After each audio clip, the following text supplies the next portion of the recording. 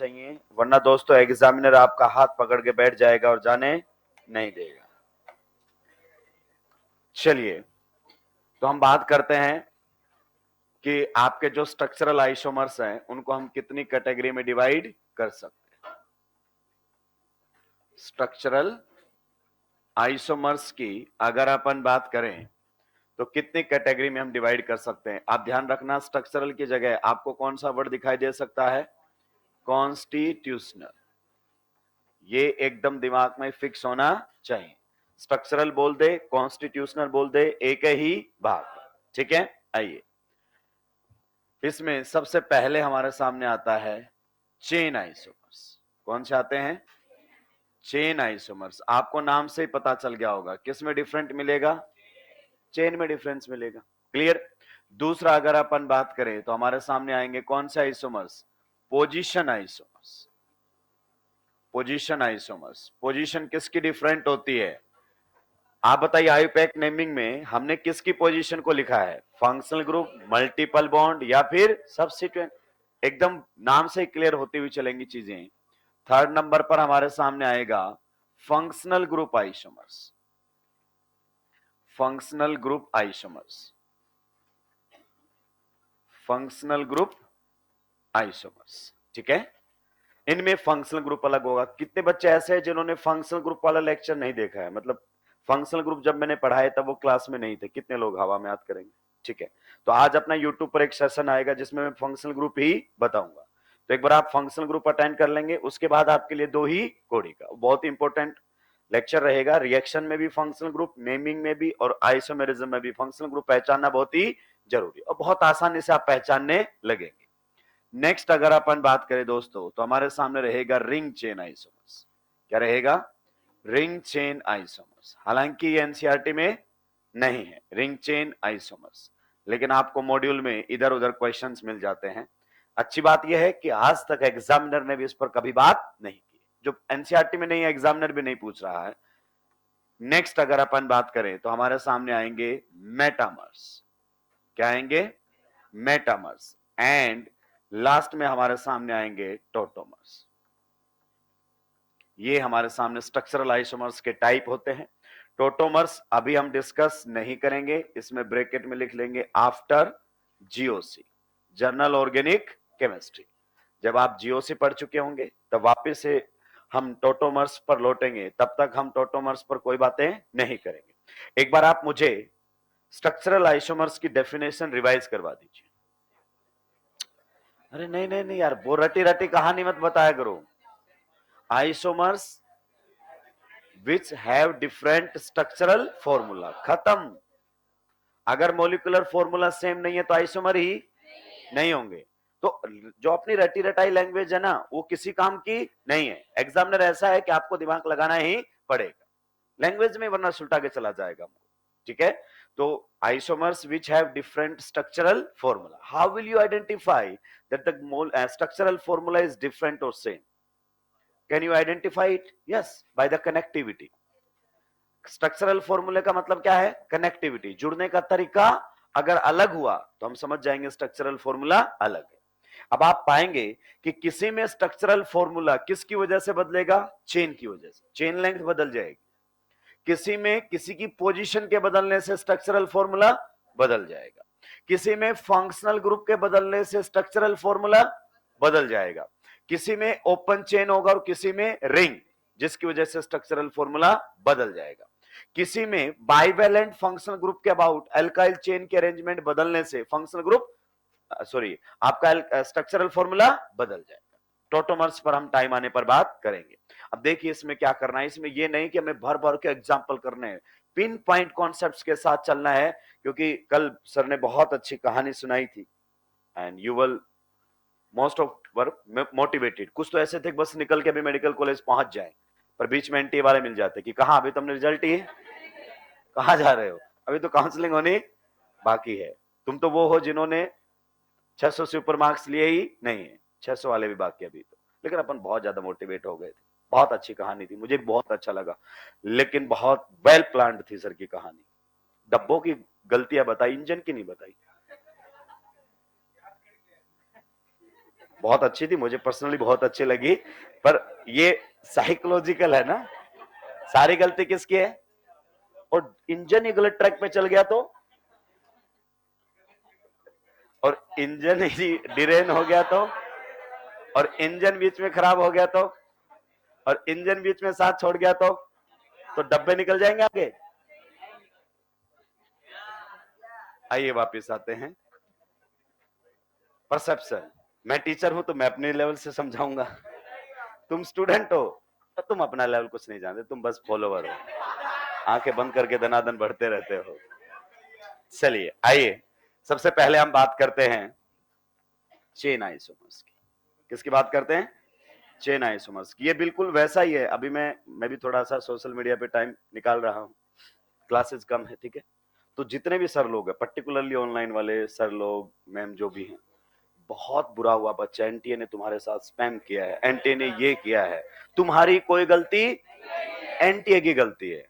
भाई साहब, जिसकी गलती है ना वो बता नहीं रहे हो, गलती तुम्हारी है, क्योंकि तुमने उस लेवल पर पढ़ाया नहीं। लेकिन अपनी गलती कोई, सिंपैथी का गेम चलने दो, पहले एनटीए को थोड़ा शब्द कहो, बच्चे को हमेशा ही दिखाते रहो कि तुम्हारी तो कोई गलती, तो बच्चे तुम्हारी तो 5 साल तक कोई गलती नहीं होगी, तुम कैसे गलती कर सकते हो? मेरे कस्टमर हो, तुम्हारी तो मैं क्या करूंगा, तारीफ करूंगा, तुम गलती नहीं कर सकते भाई मेरे। आइए चेन आइसोमर्स की हम बात करते हैं, डेफिनेशन लिखिए। Chain isomers,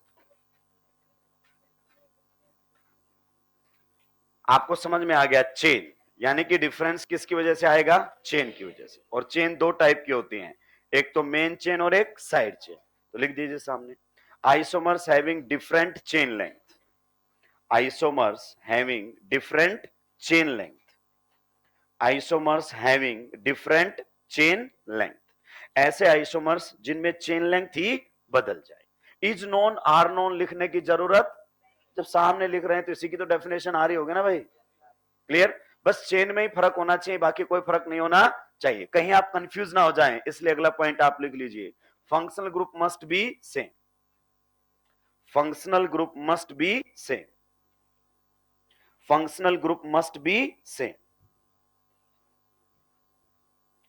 functional group must be same.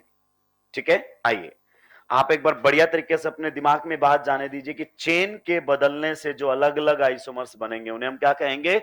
Chain isomer. आइए one by one example, pen सभी के डाउन।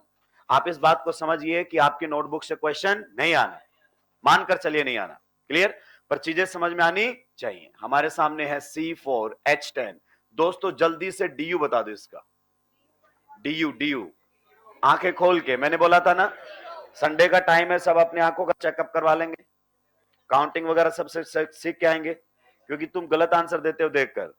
बताइए 4 दूनी 8 और 2, उतने हाइड्रोजन है कि नहीं है?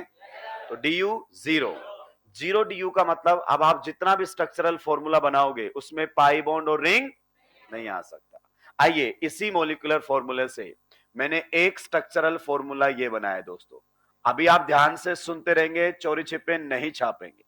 एक स्ट्रक्चरल फॉर्मूला ये बनाया जिसमें चारों कार्बन किसमें है? State chain.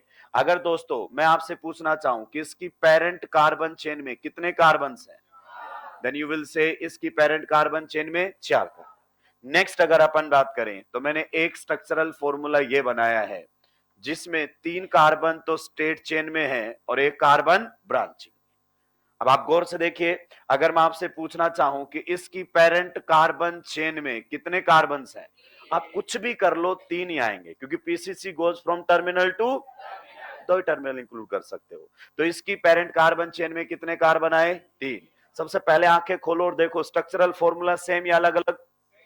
Structural formula, structural formula connectivity के बारे में बताता है। ये कहता है सारे कार्बन स्टेट चेन में जुड़े हुए हैं, कोई ब्रांचिंग, पर इसमें तो ब्रांचिंग है, तो स्ट्रक्चरल फॉर्मूला अलग है, मॉलिक्यूलर फॉर्मूला, यही पॉइंट समझ में आया? और वो स्ट्रक्चरल फॉर्मूला अलग किसकी वजह से है?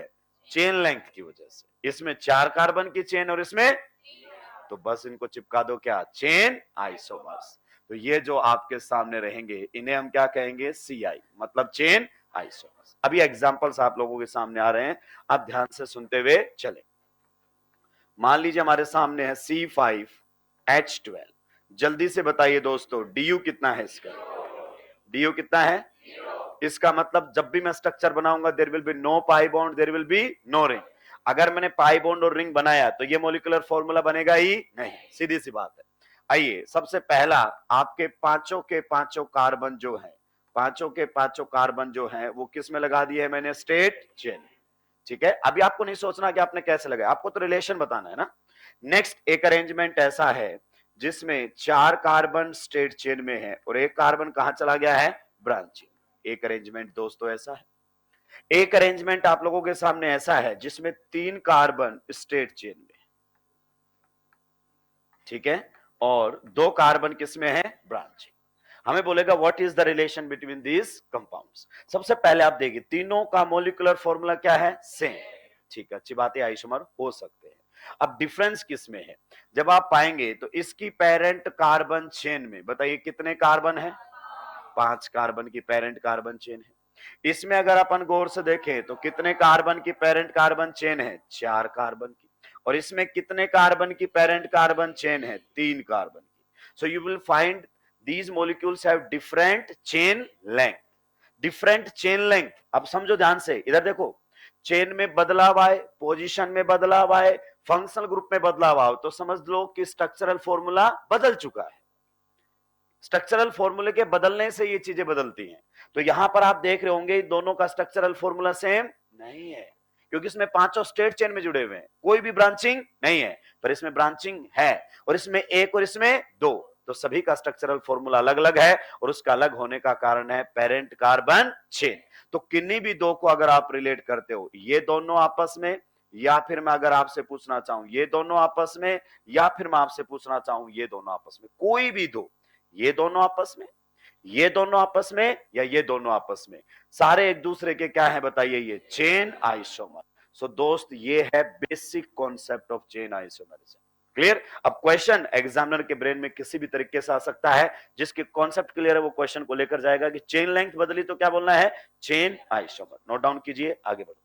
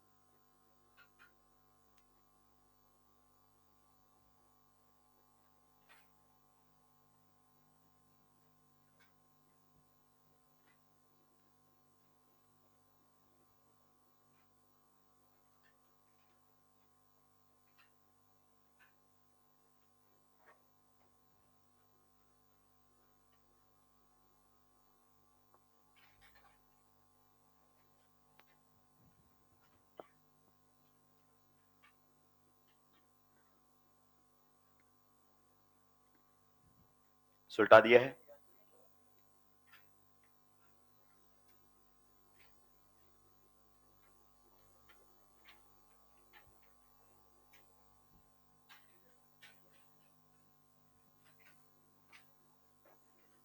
सुलटा दिया है।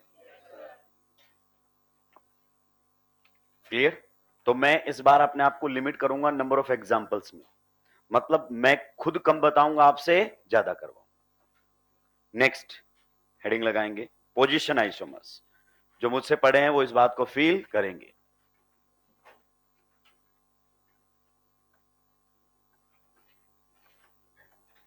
Position isomers. आप बताइए आयुपैक नेमिंग में हमने पोजीशन किन किन इंडिकेट की थी? सब्स्टिट्यूएंट, फंक्शनल ग्रुप, या फिर मल्टीपल बॉन्ड। तो बस उसी में बदलाव होगा, तो लिख दीजिए isomers which have different position of isomers. अगर मैंने आइसोमर बोल दिया तो बाय डिफॉल्ट दोस्तों क्या बोल दिया है? Molecular formula same, compound different. और वो डिफरेंट किसकी वजह से है? पोजीशन की वजह से। तो लिखिए isomers, isomers which have different position of isomers which have different position of functional group, different position of functional group, comma, multiple bond,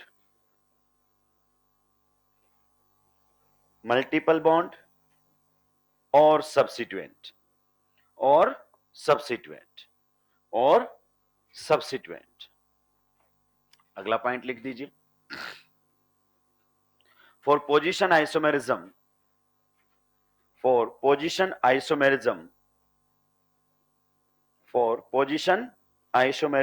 chain length and functional group, for position isomerism, chain length and functional group must be same. For position isomerism, chain length and functional group must be same. सही बात है. Chain बदली तो फिर chain isomer में जाएंगे, functional group बदला तो फिर फंक्शनल ग्रुप आइसोमर में जाएगा. तो फंक्शनल ग्रुप सेम रखते हुए, चेन को सेम रखते हुए, पोजीशन बदले, केवल एक का ही फर्क हो, किसका? पोजीशन का. आइए कुछ एग्जांपल्स के थ्रू दोस्तों मैं आपको समझाने की कोशिश करता हूं. सभी के पेन डाउन होने चाहिए. मोलिकुलर फॉर्मूला हमारे सामने है C6H14. जल्दी से डीयू बताओ दोस्तों. मैंने डीयू पता है आपको किसी भी फॉर्मूले से क्यों निकालना नहीं सिखाया, क्योंकि फॉर्मूले से निकालते तो आप यहीं आधा से ज्यादा टाइम लगा देते. तो आंसर डीयू तो एटलीस्ट हवा में आना चाहिए. अब आप देखते रहिए और पहचानिए कि क्या बदलाव यहां पर होने वाला है. पोजीशन आइसोमर के लिए प्राइम कंडीशन क्या है कि चेन लेंथ नहीं बदलनी चाहिए. अगर चेन लेंथ बदली तो फिर वो चेन आइसोमर की कैटेगरी में जाएंगे, ना कि पोजीशन आइसोमर की कैटेगरी में. ये बात मैं हवा में कितनी बार भी बोल लूं दोस्त, मुझे मालूम है ये बात आपको नहीं चमकेगी जब तक आपके सामने कोई पर्टिकुलर क्वेश्चन नहीं होगा. आइए ये दो आपके सामने है, you can check it out. दोनों का मोलिकुलर फॉर्मूला सेम, बट दोनों का स्ट्रक्चरल फॉर्मूला अलग अलग है. So what is the difference in structural formula? आप बताइए, इसकी पेरेंट कार्बन चेन में कितने कार्बन है? पक्का? आप बताइए इसकी पेरेंट कार्बन चेन में कितने कार्बन है? 5. तो स्ट्रक्चरल फॉर्मूले में डिफरेंस चेन लेंथ की वजह से तो नहीं है, तो ये चेन आइसोमर तो नहीं है. क्लियर? तो फिर डिफरेंस किसकी वजह से? अब नंबरिंग करो तो इधर के साइड से नंबरिंग होगा 1, ये रहेगा 2, ये रहेगा 3, ये रहेगा 4, ये रहेगा 5. अब बताइए इसमें सब्स्टिट्यूएंट कौन से पोजीशन पर है? सेकंड. इसमें बताओ नंबरिंग टर्मिनल टू टर्मिनल. अगर मैंने यहां से शुरू किया 1, ये रहेगा 2, ये रहेगा 3, ये रहेगा 4, ये रहेगा 5. तो इसमें सब्स्टिट्यूएंट है 3 नंबर पर और इसमें सब्स्टिट्यूएंट है 2 नंबर पर. तो दोनों का स्ट्रक्चरल फॉर्मूला डिफरेंट है. किसकी वजह से? Position of substituent. It means position different है, तो ये पोजीशन आइसोमर्स कहलाएंगे. तो इन दोनों के बीच में अगर कोई रिलेशन हमसे पूछना चाहे, then we will say PI, मतलब पोजीशन आइसोमर. ध्यान से सुनते हुए जाएंगे दोस्तों, बढ़िया तरीके से ना. मैं केवल आपको एग्जांपल समझाऊंगा, आप ये मत सोचिए कि क्वेश्चन मॉड्यूल के करवा दूंगा, वो मेरा नेचर नहीं है. नेक्स्ट हमारे सामने है C3H8O. दोस्तों जल्दी से बता दो डीयू कितना है? अब आने लगे सही आंसर, तो दिमाग चलाओगे तो चलेगा. तो डीयू है 0. अब मैंने आप लोगों के सामने कुछ इस प्रकार से बनाया है एक स्ट्रक्चरल फॉर्मूला, जिसमें तीनों कार्बन स्टेट चेन में है और आपका फंक्शनल ग्रुप OH यहां जुड़ा हुआ है. दूसरा मैंने कुछ इस प्रकार से बनाया है दोस्तों, जहां पर तीनों कार्बन स्टेट चेन में है और OH यहां जुड़ा हुआ है. तो बताइए पहले वाले में पेरेंट कार्बन चेन में कितने कार्बन है? बताओ दूसरे वाले में भी पेरेंट कार्बन चेन में कितने कार्बन है? 3. तो चेन लेंथ तो सेम है, ये चेन आइसोमर नहीं हो सकते. लेकिन अगर मैं नंबरिंग की बात करूं तो ये प्रिंसिपल फंक्शनल ग्रुप, इसको नंबर 1, इसको 2, इसको 3. तो फंक्शनल ग्रुप मेरा कौन सी पोजीशन पर है? 1. इसमें अगर बात करें इधर से करो उधर से करो, एक ही बात है. चलिए मैं उधर से कर देता हूं. तो ये रहेगा 1, ये रहेगा 2 और ये रहेगा 3. तो इसमें पोजीशन की वजह से स्ट्रक्चरल फॉर्मूला बदला. इसमें OH कार्बन 1 पर जुड़ा हुआ था और इसमें OH कार्बन 2 पर. एंड OH क्या है मेरा? Functional group, alcohol. तो बताइए दोनों का स्ट्रक्चरल फॉर्मूला क्या है? अलग. किसकी वजह से अलग है? Due to the position of functional group. तो बताइए ये कौन से आइसोमर्स रहेंगे? Position isomers. तो जो स्टेटमेंट होता है एग्जामिनर कैसे बनाता है? Statement number 1, compound 1 and compound 2 are position isomer. सही बात है. Statement number 2, 1 and 2 differ in the position of functional group. बिल्कुल सही बात है. तो जब आपके बेसिक्स क्लियर होंगे तो एग्जामिनर आपको कभी भी नहीं रोक पाएगा। लेकिन दोस्त अगर बेसिक क्लियर नहीं है तो आपको जहां चाहेगा वहां धरेगा। क्लियर? आइए अगले क्वेश्चन की तरफ चलते हैं। नेक्स्ट क्वेश्चन हमारे सामने C4H8। जल्दी से बताइए इसका DU कितना है? 1। एग्जैक्टली आपने सही आंसर दिया है। सो DU इज इक्वल टू 1। अब देखो मैं कुछ स्ट्रक्चर्स बना रहा हूं ना। पहली स्ट्रक्चर मैंने कुछ इस तरीके से बनाई है। यहां पर आप लोगों के सामने है डबल बॉन्ड, चारों कार्बन स्ट्रेट चेन में है। अगली स्ट्रक्चर मैंने आप लोगों के सामने कुछ इस प्रकार से बनाई है, चारों कार्बन स्ट्रेट चेन में है, डबल बॉन्ड यहां पर है। उससे अगली स्ट्रक्चर मैंने आप लोगों के सामने कुछ इस प्रकार से बनाई है, 3 कार्बन आपके स्ट्रेट चेन में है, एक ब्रांचिंग में चला गया है, ये स्ट्रक्चर है। इसको मैंने नंबर 1 बोला है, इसको मैंने नंबर 2 बोला है और इसको मैंने नंबर 3 बोला है। क्लियर? अब ध्यान से सुनना, मैं आपसे पूछ रहा हूं कि 1 एंड 2 में क्या रिलेशन है। 1 एंड 2 में क्या रिलेशन है? दूसरा मैं आपसे जानना चाह रहा हूं 2 एंड अगर मैं आपसे पूछना चाहूं 3 में क्या रिलेशन है। क्लियर? तो 1 बाय 1 आएंगे, मुझे समझाने दीजिए, अभी मेरा पूरा काम। आपके सामने क्वेश्चंस आएंगे, परेशान होने की जरूरत नहीं है। आप बताइए अगर मैं 1 एंड 2 में रिलेट करना चाहूं तो बताओ पेरेंट कार्बन चेन कितने की है? नेक्स्ट में बताओ पेरेंट कार्बन चेन कितने की है? पक्का चेन आइसोमर तो नहीं। क्लियर? इसमें मल्टीपल बॉन्ड को नंबर कितना मिला है? अच्छा याद रखना, मल्टीपल बॉन्ड वैसे तो फंक्शन ग्रुप ही होता है, पर नेमिंग में इसको 1 डिग्री सफिक्स लिखा था। जैसे अगर मैं इस क्वेश्चन में पूछूं how many functional groups are there, you will say 1 alkene. दोनों में फंक्शनल ग्रुप सेम है कि अलग अलग है? सेम, क्योंकि double bond alkene alkene, functional group तो क्या है? सेम, लेकिन उसमें पोजीशन जो है वो दोनों में अलग अलग है। अब देखिए इसमें आपका कौन से नंबर पर है? सेकंड पर, और इसमें कौन से पर है? फर्स्ट। तो स्ट्रक्चरल फॉर्मूला बदल गया है due to the different position of multiple bond. तो आप बताइए 1 एंड 2 को क्या कहोगे? आप कहोगे 1 एंड 2 आर पोजीशन आइसोमर्स। अब ध्यान से सुनिए दोस्तों, जब आपके बेसिक्स क्लियर नहीं होंगे तो आप सुलटेंगे। आपसे पूछ रहा है सेकंड एंड थर्ड, तो आपने सीधा देखा कि ये कार्बन नंबर 1, ये कार्बन नंबर 2, इधर जाओ उधर जाओ एक ही बात। तो आपने बोला यहां मल्टीपल बॉन्ड कौन से पर है? 1 पर, और यहां मल्टीपल बॉन्ड कहां पर है? 2 पर। तो आपने बोल दिया पोजीशन। लेकिन पोजीशन आइसोमर्स के लिए प्राइम कंडीशन है चेन फिक्स होनी। देखो आपने लिखा है for position isomerism chain length and functional group must be same. पर इसमें कितने की चेन है और उसमें कितने की है? तो ये चेन आइसोमर्स है, ना कि पोजीशन। पोजीशन ये होते हैं जिनमें चेन फिक्स होती है। क्या ये पॉइंट आपको समझ में आया? इसका मतलब मैं कहूंगा ये एक दूसरे के चेन आइसोमर हैं, और इस पर थोड़ा सा ध्यान दीजिए क्योंकि पोजीशन आइसोमेरिज्म के लिए प्राइम कंडीशन है चेन लेंथ सेम होनी चाहिए। तो ये बात एक तो मैंने थ्योरेटिकली आपको बोली और एक क्वेश्चन के थ्रू क्लियर की कि वास्तव में दोनों में चेन लेंथ अलग है। ये ज्यादा इंपैक्ट डालता है। जल्दी से नोट डाउन कीजिए, आगे बढ़ो।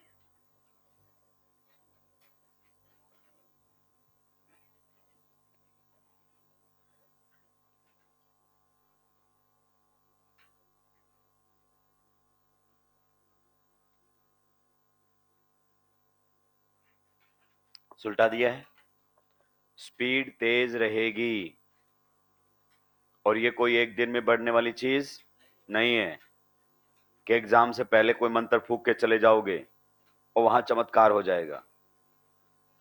जो पेपर दे चुके हैं वो जानते हैं कोई चमत्कार नहीं होता है।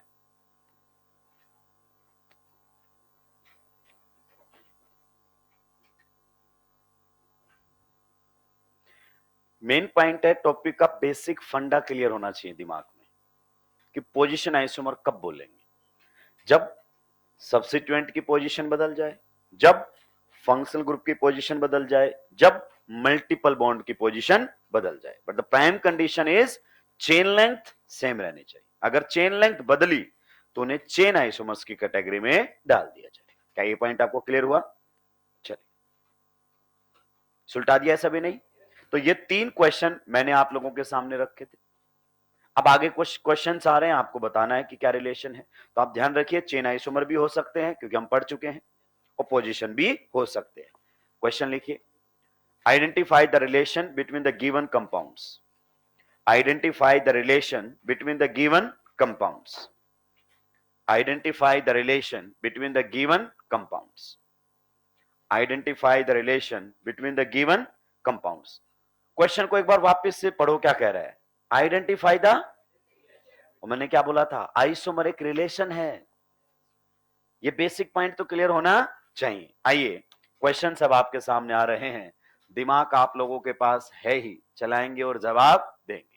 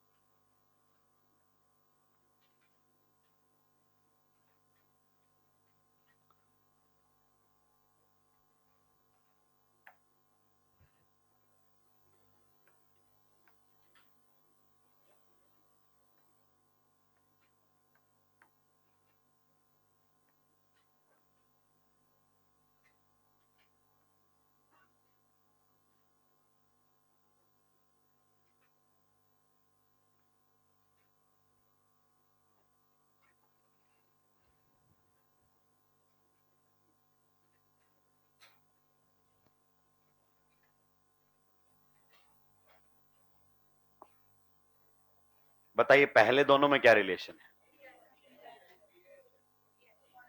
पोजीशन आइसोमर कितने लोगों का आंसर आ गया है? हवा में हाथ होना चाहिए। मैक्सिमम लोगों का आंसर आ गया है, गलत है। यही है एग्जामिनर जो आपको दिखाना चाहता है, अगर आपने वही देखा तो आप साफ है। बेसिक कॉन्सेप्ट आपका हमेशा साथ चलेगा। दोस्तों इधर सुनो ध्यान से, एक बार फिर से सुन लो भाई, मैं इधर कैमरे के सामने आके कह देता हूं, क्लियर? अगर आपको सब्जेक्ट सीखना है, ऑनेस्टली मैं बता रहा हूं, अगर आपको सब्जेक्ट सीखना है एक्स वाई जेड कोई सा भी, पहली बात है कि उसको रेगुलर आपको क्लासेस अटेंड करनी। अगर आप ऑफलाइन स्टूडेंट है तो कोशिश कीजिए कि आप अपने आप अटेंडेंस को एट लीस्ट 90% मेंटेन करें। देखो ऑप्शन आते हैं, हमारे टाइम पे नहीं था ऑनलाइन का ऑप्शन, तो हम 100% रहते थे। डर रहता था छूट ना जाए कहीं, क्योंकि जो छूट गया सो छूट गया। लेकिन आपके पास ऑप्शन है कि ऑनलाइन से देख लोगे, लेकिन अगर टाइम पीरियड में पूरा नहीं किया तो वो भी छूट गया। ये हमारे सामने क्लियर होना चाहिए। दूसरी बात, भाई गेस्ट अपीयरेंस इस सब्जेक्ट में तो नहीं चलेगी, ऑर्गेनिक केमिस्ट्री में। लाइक 2 दिन आए, 1 दिन नहीं आए, नहीं आए तो आप वो क्लास अटेंड कीजिए ऑनलाइन, तभी अगले दिन समझ में आएगी। और ये पूरा टॉपिक कनेक्टेड है। लाइक फिजिकल केमिस्ट्री में क्या है, काइनेटिक्स चल रहा है, अगर आपको नहीं भी समझ में आया, नया इक्विलिब्रियम शुरू हुआ तो आप कनेक्ट हो सकते हैं। यहां नहीं हो सकते, यहां सुपड़ा साफ, मैं साफ बोलता हूं, कनेक्टेड टॉपिक है। तो जो बीच में ज्वाइन किए हैं उनके लिए मैं नेमिंग पीछे से यूट्यूब पर लेकर आ रहा हूं, पर वो एफर्ट्स लगाकर उसको पूरा करें, ठीक है? फिर आप रेगुलर रहें, फिर चीजें आपको एकदम समझ में आएंगी। जो डे 1 से कंटिन्यू है उसको लगेगा ही नहीं कि ऑर्गेनिक इतना भारी है, पर बीच बीच में अपीयरेंस देने वालों को लगेगा कि भाई भारी है। आइए, सबसे पहला काम होता है, हम देख लेते हैं। आपको पोजीशन आइसोमर बोला तो चेन लेंथ तो आप देख लेते हैं। इसमें बताओ ये क्या है आपका, बताओ? Principal functional group. और दोस्त ये भी क्या है बताओ? Principal functional group. अगर मैं आपको इसमें पेरेंट कार्बन चेन सेलेक्ट करने के लिए कहता तो यहां से शुरू होके यहां तक, बताइए पीसीसी में कितने कार्बन है? कितने कार्बन है पीसीसी के अंदर? 5। अगर मैं इसमें बात करता तो अब आपको समझ में आ गया, भाई मेरे पास प्रिंसिपल फंक्शनल ग्रुप है, उनको तो मैं कैसे भी नहीं छोड़ सकता। और टर्मिनल पर आता है तो एक से शुरू दूसरे पे खत्म। दो तो इंक्लूड किए जा सकते हैं। तो बताइए इसमें पीसीसी में कितने कार्बन है दोस्त मेरे? तो इसमें पीसीसी में कार्बन है आपके 4। तो बताइए चेन लेंथ सेम है कि अलग अलग है? तो ये पोजीशन आइसोमर नहीं हो सकते।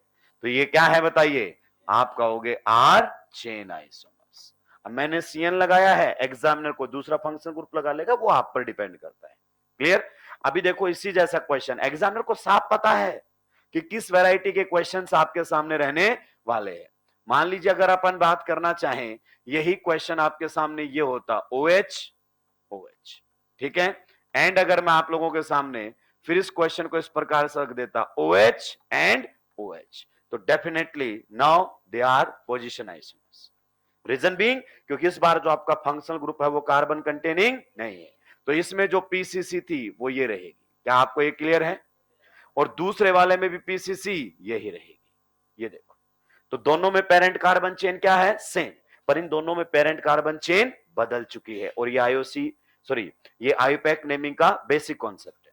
अगले क्वेश्चन पर दिमाग खर्च करके बताएंगे जल्दी से जल्दी। बताइए इसमें पेरेंट कार्बन चेन में कितने कार्बन है, और इसमें पेरेंट कार्बन चेन में कितने कार्बन है? तो ये क्या है बताइए? Are chain isomers. हमको लग रहा था पोजीशन होंगे, क्योंकि दिखाया ऐसा ही जाता है एग्जामिनर के थ्रू। नेक्स्ट वाले में अगर अपन बात करना चाहें तो बताइए इसमें आपकी पीसीसी तो यही रहेगी, कितने की है? 4 कार्बन।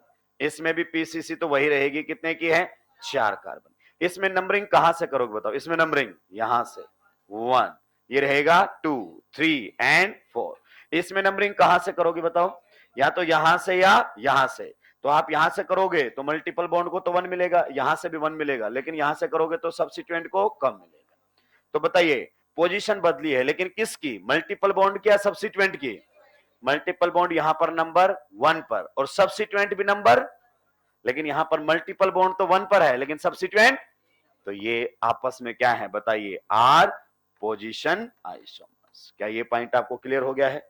किसी को कोई दिक्कत आपत्ति परेशानी होनी भी नहीं चाहिए। चलिए कुछ एग्जांपल्स मैं आप लोगों के सामने और रख देता हूं।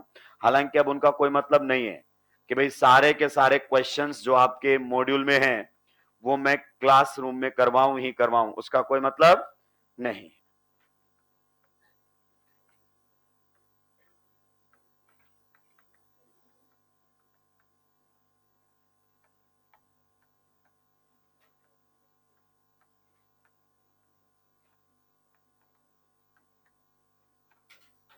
बताइए जल्दी से, ये क्या है?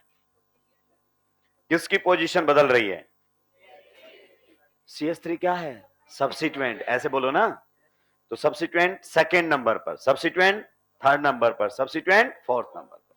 अगर हम देखें तो OH is the principal functional group, तो इसको नंबर 1, इसको नंबर 2, इसको नंबर 1, इसको नंबर 2 एंड इसको नंबर 3, इसको नंबर 1, इसको नंबर 2, इसको नंबर 3 एंड इसको नंबर 4। तो you can check it out, the position of substituent is different, so ये कहलाएंगे आर पोजीशन आइसोमर्स। हम आपके सामने 20 एग्जांपल और रख सकता हूं, लेकिन उसका कोई मतलब, वो 20 आप खुद से करें तो बेटर है, हर एग्जांपल से कुछ ना कुछ सीखेंगे। Can we move to the next part? तो लिख दीजिए फंक्शनल ग्रुप आइसोमर्स। तो जिन लोगों ने फंक्शनल ग्रुप नहीं पढ़े हैं वो थोड़ा सा इसमें धैर्य बनाकर रखेंगे, ठीक है। आज के इवनिंग के लेक्चर के बाद मैं बता रहा हूं, क्लियर हो जाएगा आपको फंक्शनल ग्रुप रिलेटेड, कभी कोई जीवन में कोई डाउट नहीं आएंगे। तो नेक्स्ट हमारे सामने रहेगा फंक्शनल ग्रुप आइसोमर्स। क्या आप डेफिनेशन दे सकते हैं दोस्तों इसकी? बताओ क्या रहेगी definition? Functional group isomers, functional group isomers लिख दो। Isomers having different functional groups. Isomers having different functional groups. Isomers having different functional groups. यानी कि ऐसे आइसोमर्स जो आपस में एक दूसरे से किस में डिफरेंट हैं?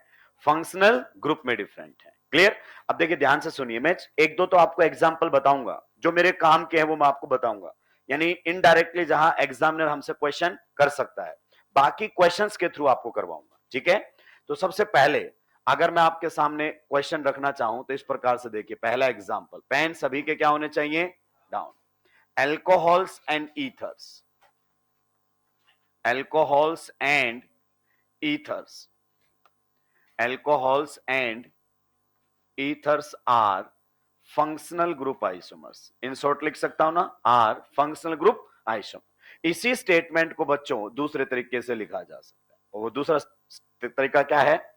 Alcohols show functional group isomerism. Alcohols show functional group isomerism. Functional group isomerism with ethers. क्या ये दोनों बातें एक ही पॉइंट को बता रही हैं कि अलग अलग को? एक ही। ये कहना चाहता है कि जिस मोलिकुलर फॉर्मूले से आप अल्कोहल बना सकते हैं, उसी मोलिकुलर फॉर्मूले से आप ईथर भी बना सकते हैं। ये कहना चाहता है। जब तक मतलब समझ में नहीं आएगा, कोई भी काम की चीज नहीं रहेगी। ये भी यही कह रहा है, अल्कोहल्स किसके साथ फंक्शनल ग्रुप आइसोमेरिज्म शो करते हैं? ईथर्स के साथ। आइए मैं आपको कुछ बातें समझाता हूं, ध्यान से सुनिएगा। मान लीजिए हमारे सामने मोलिकुलर फॉर्मूला है C3H8O। दोस्तों खटैक से डीयू बता दो। कितना डीयू है? 0। अब मेरी बात को ध्यान से सुनना, डीयू है 0। मुझे ये पॉइंट बताना था, इसलिए मैंने पर्टिकुलर एग्जांपल पहले उठाया। अगर आपका मोलिकुलर फॉर्मूले में कितना ऑक्सीजन आ रहा है और डीयू कितना है? मोलिकुलर फॉर्मूले में ऑक्सीजन कितना है, डीयू कितना है? तो वहां से दो टाइप के फंक्शनल ग्रुप आप सोचेंगे। एक तो वहां से क्या बनेंगे? अल्कोहल्स, और एक आपके क्या बनेंगे? ईथर्स। आप समझ लीजिए कि ये आपकी बेहद हेल्प करने वाला है जब आप कैलकुलेशन वाले क्वेश्चंस पर जाएंगे। हालांकि इस एग्जांपल को तभी समझाना बाकी है, पर ये इंफॉर्मेशन वाला पॉइंट अपने दिमाग में रखिए कि 0 डीयू के साथ, क्या बोला? 0 डीयू के साथ अगर हमारे पास एक ऑक्सीजन है तो समझ जाओ वहां से अल्कोहल्स भी बनाए जा सकते हैं और वहां से ईथर भी। तो किसी दिन पूछेगा हमसे total number of structural isomers, जैसे इस बार तो बता दिया था साइक्लिक ईथर ही बताओ, अगली बार हो सकता है बताए ही ना, तो हमें पहले ही मालूम होना चाहिए। अब देखना, इसी मोलिकुलर फॉर्मूले से मैंने आप लोगों के सामने ये बनाया है। आप बताइए इसमें फंक्शनल ग्रुप कौन है? अल्कोहल। सही बात है कि नहीं है? और इसी मोलिकुलर फॉर्मूले से दोस्तों मैंने ये बनाया है, और आप बताइए इसमें फंक्शनल ग्रुप कौन है? ईथर। अब आप बोलोगे सर ये स्ट्रक्चरल आइसोमर है। जी हां, तो स्ट्रक्चरल आइसोमर तो तब बनते हैं जब स्ट्रक्चरल फॉर्मूला अलग अलग हो। बिल्कुल सही। ये दोनों स्ट्रक्चरल फॉर्मूले सेम है कि डिफरेंट? डिफरेंट। स्ट्रक्चरल फॉर्मूले में देखो आंखें खोल के, लगातार कार्बन और फिर आखिरी में ऑक्सीजन आ रहा है, लेकिन इसमें कार्बन कार्बन बीच में ऑक्सीजन आ रहा है। इसमें अगर आप गौर से देखोगे तो दोस्त मेरे ऑक्सीजन केवल एक ही साइड से कार्बन से जुड़ा है, पर इसमें ऑक्सीजन दोनों साइड से कार्बन से जुड़ा है। तो इस कनेक्टिविटी के बदलने से फंक्शनल ग्रुप ही बदल गया, तो इनको हम क्या बोलने लग गए? Functional group isomers. क्या पॉइंट क्लियर हुआ? तो कई बार आपके सामने ऐसी स्टेटमेंट आ जाए कि बताइए ये किसके साथ फंक्शनल ग्रुप आइसोमेरिज्म शो कर सकता है, और 4 ऑप्शन दिए हुए हैं। तो आप समझो कि जिस मोलिकुलर फॉर्मूले से जो पूछ रहा है वो बन रहा है, और दूसरा भी उसी से बनना चाहिए। जैसे आपसे पूछे कि बताइए अल्कोहल किसके साथ फंक्शनल ग्रुप आइसोमेरिज्म शो करेगा, तो जिस मोलिकुलर फॉर्मूले से अल्कोहल बन रहा है उसी से कोई दूसरा फंक्शनल ग्रुप भी बनना। हो गया क्वेश्चन सॉल्व। तो ये बेसिक पॉइंट दिमाग में एकदम क्लियर होने चाहिए। अगला एग्जांपल बहुत ही ध्यान से सुनेंगे। अगला एग्जांपल अगर मैं आप लोगों के सामने रखना चाहूं तो 1 degree amine, 2 degree and 3 degree amines, amines are functional group isomers, clear? वापस सुनेंगे, एग्जांपल बेहतरीन आ रहा है। C4H अगर अपन बात करें 11 एंड N, डीयू बता दो जल्दी से। नाइट्रोजन को कैसे हैंडल करना है? नाइट्रोजन के नाम का एक हाइड्रोजन कम, तो C4H10 हो गया, तो डीयू 0 है। अब फिर से समझो दोस्तों, डीयू जब आपके सामने क्या हो? 0, और आपको क्या दिया हुआ हो? नाइट्रोजन। कितना नाइट्रोजन? 1। तो आप समझ जाओ उस मोलिकुलर फॉर्मूले से क्या बनने वाले हैं? अमीन्स। उस मोलिकुलर फॉर्मूले से क्या बनने वाले हैं? अमीन्स। और जीवन में जब भी अमीन्स बनाने हो डिग्री वाइज बनाना। सबसे पहले कौन सा अमीन बनाना? 1 डिग्री अमीन। फिर कौन से बनाना? 2 डिग्री अमीन, क्योंकि आप जानते हैं फंक्शनल ग्रुप में बताया था कि अमीन्स में डिग्री बदलने पर फंक्शनल ग्रुप बदल जाता है। और फिर कौन से बनाएंगे बताइए? 3 डिग्री अमीन। तो जिन्होंने नहीं पढ़ा है वो समझे कि 1 degree amine, 2 degree amine and 3 degree amine different functional groups होते हैं। क्लियर? जैसे इसी मॉलिक्यूलर फॉर्मूले से अगर मैं आपके सामने बनाना चाहूं तो ये मैंने अमीन बनाया है। अगर नाइट्रोजन के ऊपर कितने हाइड्रोजन हैं? 2, तो वो आपका रहेगा क्या? 1 डिग्री अमीन।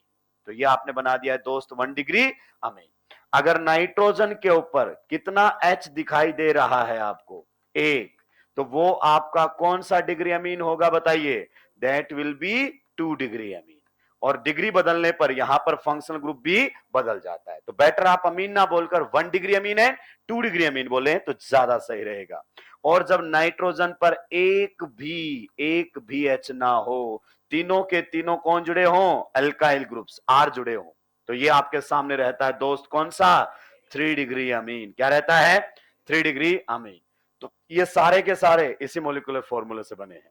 तो आपके सामने आएगा 1 degree amine can show functional group isomerism with 2 degree and 3 degree, क्योंकि उसी मोलिकुलर फॉर्मूले से भी बनाए जा सकते हैं। तो आप समझो ये दोनों आपस में क्या है? Functional group isomers. ये दोनों भी आपस में क्या है? Functional group isomers. ये भी दोनों आपस में क्या है? Functional group isomers. That is 1 and 3। इसी प्रकार से अगर अपन बात करना चाहें तो 2 का सबके साथ बता दिया है क्या हमने? तो ये सारे आपस में क्या है? Functional group isomers. तो आप समझिए इस पॉइंट को कि फंक्शनल ग्रुप आइसोमर्स वो होते हैं जिनमें मॉलिक्यूलर फॉर्मूला सेम हो पर फंक्शनल ग्रुप क्या बन जाए? अलग अलग। ये दोनों पॉइंट मेरे लिए बेहद इंपॉर्टेंट थे, कैलकुलेशन में मेरी हेल्प करते हैं, इसलिए मैंने इनको स्टार्टिंग में ले लिया है। बाकी को अब मैं क्वेश्चंस की फॉर्म में आप लोगों के सामने रखने वाला हूं। जल्दी से सुलटाइए, आगे बढ़ूंगा। अच्छा,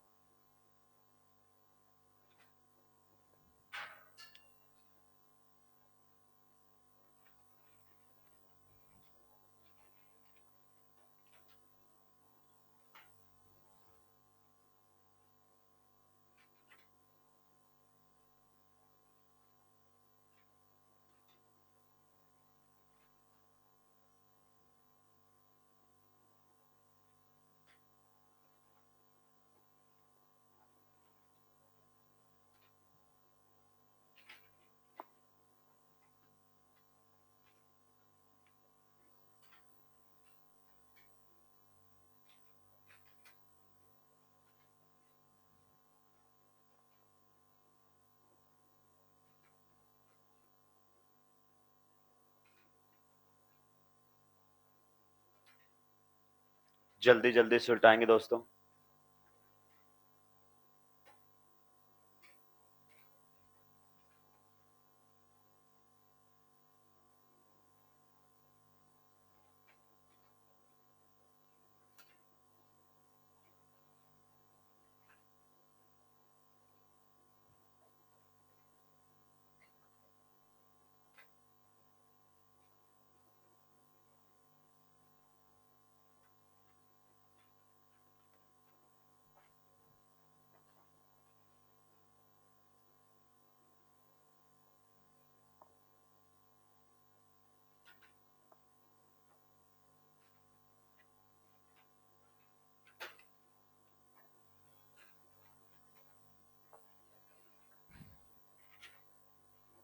सुलटा दिया है क्या?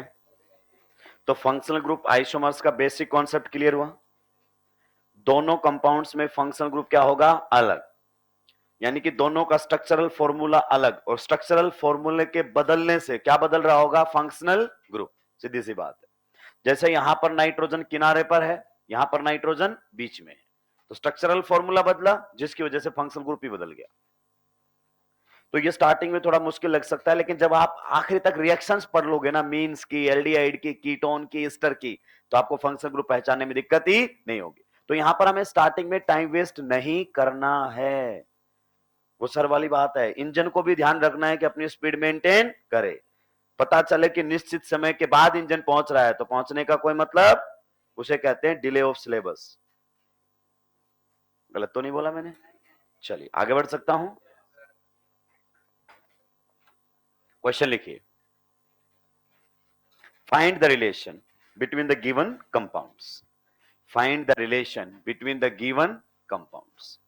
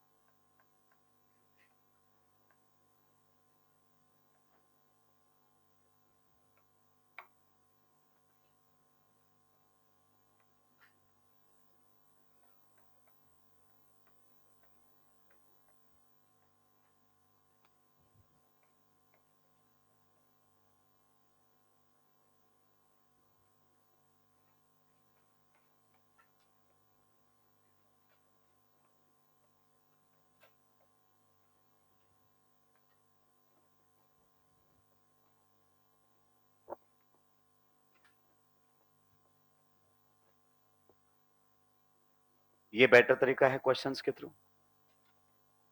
हमें तो नहीं पता, आप ही डिसाइड कर लो, बाकी भी तो आप ही डिसाइड करते। बाउंड लाइन रिप्रेजेंटेशन में कंफर्टेबल होना पड़ेगा, ये ध्यान रखिएगा। और फंक्शनल ग्रुप्स पर अपनी ग्रिप बहुत अच्छी बनानी है। जिनको आज ये वाला पार्ट समझ में नहीं आए, इवनिंग के लेक्चर के बाद एकदम क्लियर होना चाहिए। आइए, पहले दोनों में क्या रिलेशन है? मोलिकुलर फॉर्मूला सेम है कि अलग अलग है? सेम है। Clear? In this case the functional group is carbonyl carbon पर एक साइड H, दूसरी साइड R, तो फंक्शनल ग्रुप बताओ क्या है? एल्डिहाइड। इन शॉर्ट लिख दूं? नेक्स्ट में फंक्शनल ग्रुप बताओ कौन है? कीटोन। कीटो लिख दूं? तो फंक्शनल ग्रुप ही दोनों में अलग अलग है, तो आप कह सकते हो क्या है? R functional group isomers. ये एक दूसरे के रहने वाले हैं दोस्तों, क्या? Are functional group isomers. Next वाले में बताइए, इसमें फंक्शनल ग्रुप कौन है? Again the functional group is aldehyde. इधर देखो ध्यान से, इधर देखो। बहुत सारे कई बार फंक्शनल ग्रुप ऐसे आएंगे जिनको आप नहीं पहचान पा रहे होंगे। ठीक है, लेकिन इसका मतलब ये नहीं कि क्वेश्चन को छोड़ दो कि सर मैं तो जानता ही नहीं ये कौन सा, अरे ये जानता है ना, ये कौन है, क्या वो एल्डिहाइड है, खत्म हो गया, बदल गया फंक्शनल ग्रुप। इसमें एल्डिहाइड है और उसमें एल्डिहाइड, तो बदल गया ना फंक्शनल ग्रुप। दोनों का मॉलिक्यूलर फॉर्मूला सेम पर फंक्शनल ग्रुप अलग अलग। हालांकि हम बता चुके हैं इसको, कार्बन कार्बन डबल बॉन्ड पर OH लगता है तो इसे हम इनॉल कहते हैं, और हमने कहा था हर OH अल्कोहल नहीं होता है, तो ये भी एक दूसरे के फंक्शनल ग्रुप आइसोमर्स है। So are functional group isomers. Clear. आगे चलकर हम इनको टोटोमर्स भी बोल सकते हैं। क्या बोल सकते हैं, tautomers, depending upon the options. Next वाले में अगर अपन बात करना चाहें तो इधर बात कीजिए, इसमें किस प्रकार की बातें होंगी। ये देखिए हमारे सामने फंक्शनल ग्रुप कौन है, कीटोन। क्या उसमें कीटोन फंक्शनल ग्रुप है, तो उसमें फंक्शनल ग्रुप कौन है आपका, बताइए, इनॉल। सही बात है कि नहीं है, तो डिफरेंट फंक्शनल ग्रुप्स, तो ये हमारे सामने एक कीटो है और एक इनॉल है। ठीक है, तो आप इनको कह सकते हैं are functional group isomers. Clear. इनके ब्रैकेट में अभी आप ये लिखकर छोड़ दो टोटोमर्स। क्या, टोटोमर्स, क्योंकि अभी मैंने टोटोमर्स पढ़ाया नहीं है, तो answer depending upon the option जाएगा। मतलब फंक्शनल ग्रुप आइसोमर ऑप्शन में दिया है तो उसके साथ जाना पड़ेगा।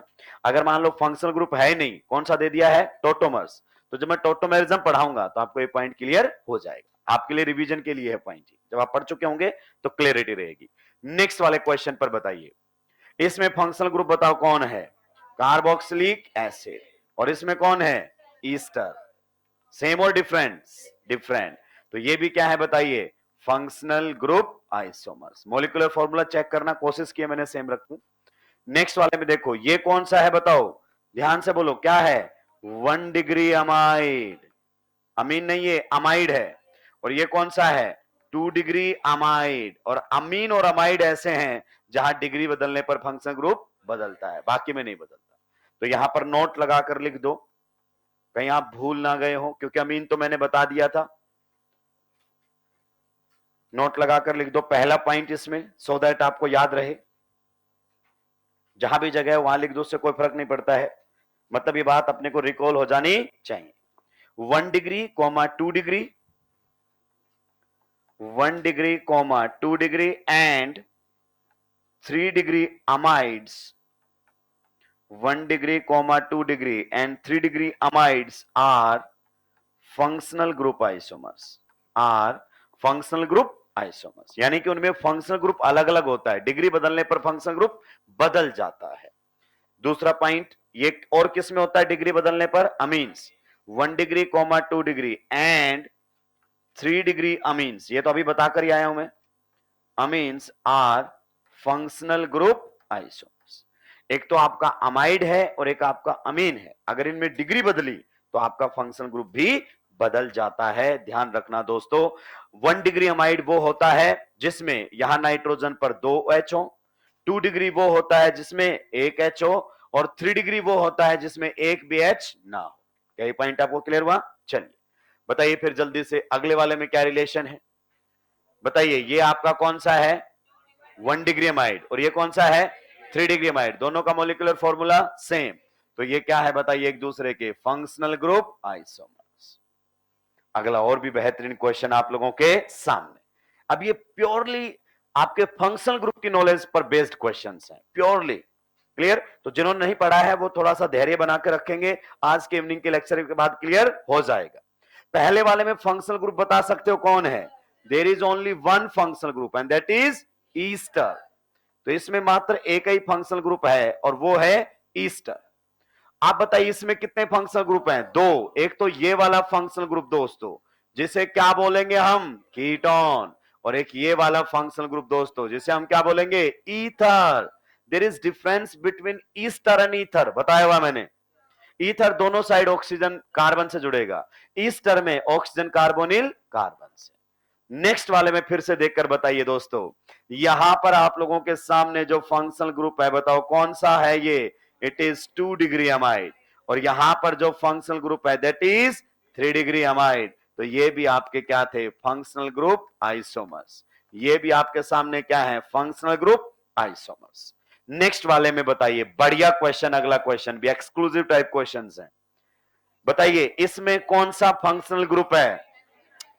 There is only one functional group and that functional group is acid anhydride. बिल्कुल सही पहचाना है काफी बच्चों ने, एसिड एनहाइड्राइड।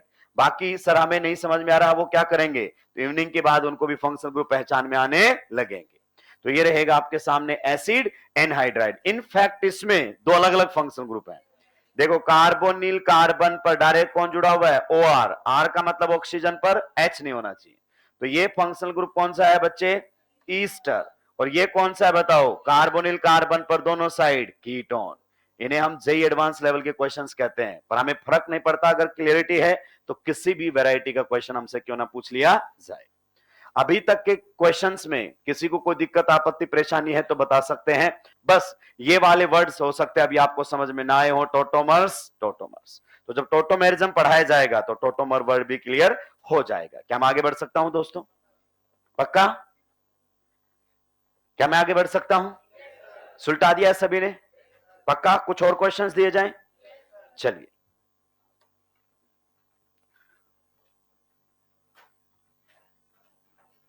देखते हैं कितने लोग पहचान पाते हैं चीजों को और कितने लोग नहीं पहचान सकते।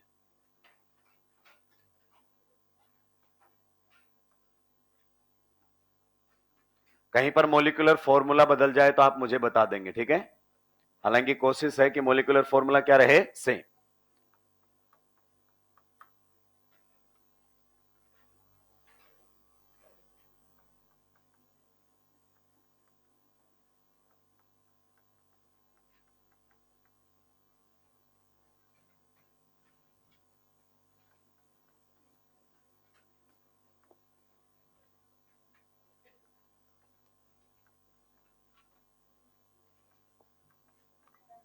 गजब क्वेश्चन है भाई। आयुपैक नेमिंग में ऐसा धरेगा ना इस क्वेश्चन में कि सारे के सारे आप लोग क्या मिलोगे? साफ।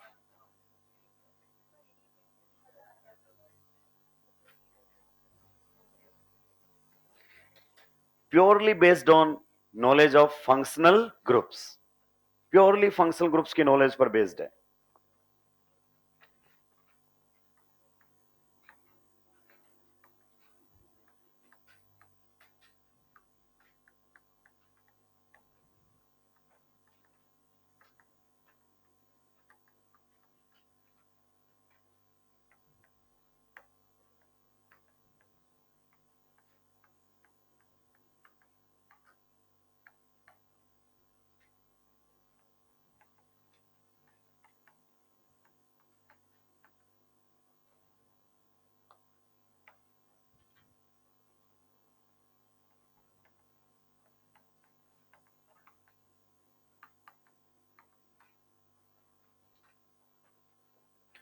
चलिए बता दीजिए, फिर हम नेक्स्ट की तरफ बढ़ेंगे and that will be ring chain, जिस पर बहुत ही कम बातें करूंगा क्योंकि जहां एनसीईआरटी बात नहीं करता वहां हमें भी बात करने में कोई दिलचस्पी नहीं होनी चाहिए।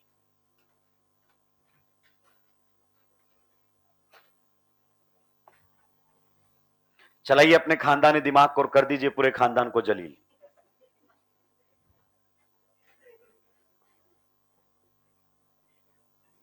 किसी के घर वाले ऑनलाइन लेक्चर देख रहे होंगे तो मुझे अब शब्द कह रहे होंगे कि अगर ये भूल जाए तो तू याद दिलाता रहा कर कि तू पैदा ही जलील करने के लिए हुआ है, किस दिन तेरे से जाके मिलना पड़ेगा।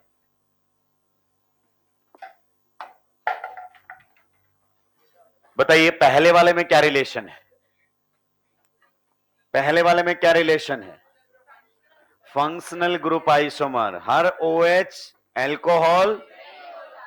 एनसीईआरटी का क्वेश्चन है बेटा, लेकिन बता के नहीं चलूंगा क्योंकि कहीं से भी क्वेश्चन फ्रेमिंग हो सकती है। आपको फंक्शनल ग्रुप पढ़ाए तब बताया था, अगर OH sp3 कार्बन पर जुड़ा है तो क्या कहलाएगा? एल्कोहल। ध्यान से सुन लो, अगर OH carbon carbon double bond पर जुड़ा है तो क्या कहलाएगा? इनॉल। यानी कि कौन सा कार्बन हो गया ये? sp2 carbon. और यही OH जब बेंजीन पर जुड़ा है तो नया फंक्शनल ग्रुप होगा जिसे कहेंगे फिनॉल। तो OH ये बना सकता है एल्कोहल, इनॉल एंड फिनॉल। तो यहां पर आप बताइए OH कहां पर जुड़ा हुआ है? बताओ। बेंजीन के ऊपर। तो इसमें जो फंक्शनल ग्रुप है दैट इज फिनॉल। और इसमें कौन से कार्बन पर जुड़ा है बताओ? sp3 कार्बन पर। तो ये आपके सामने बताओ क्या है? एल्कोहल। तो दोनों में फंक्शनल ग्रुप सेम है कि अलग अलग है? अलग अलग। तो ये भी आपस में क्या है? Are functional group isomers. Next वाले में बताओ, बेहतरीन क्वेश्चन है अगला, मैं जानना चाहूंगा। ग्राउंड रियलिटी एक बार मैं चेक कर लेता हूं। गहराई में जाते जाते कभी अकेला ही मैं गड्ढे में ना उतर जाऊं। एल्का डाई कर बेटा, आंसर सही है। किनारे पे सबने खाली जगह छोड़ दी है कि हम तक चाहकर भी नहीं पहुंच पाएगा तू।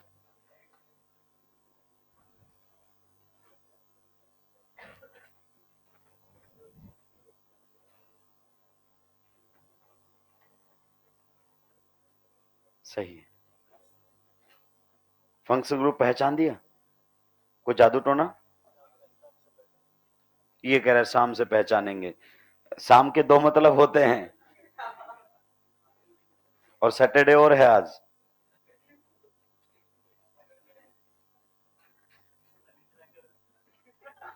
बताइए कौन सा फंक्शनल ग्रुप दिखाई दे रहा है आपको? एक फंक्शनल ग्रुप है किसमें? दो। एक दो नहीं है दोस्त। आइए इसको ठीक से लिख देता हूं मैं आप लोगों के सामने। CH3 CH2, ये रहा नाइट्रोजन, ये रहा कार्बोनिल कार्बन, और ये रहा H। जब आपका नाइट्रोजन डायरेक्टली किस पर जुड़ता है? कार्बोनिल कार्बन पर। The functional group is amide.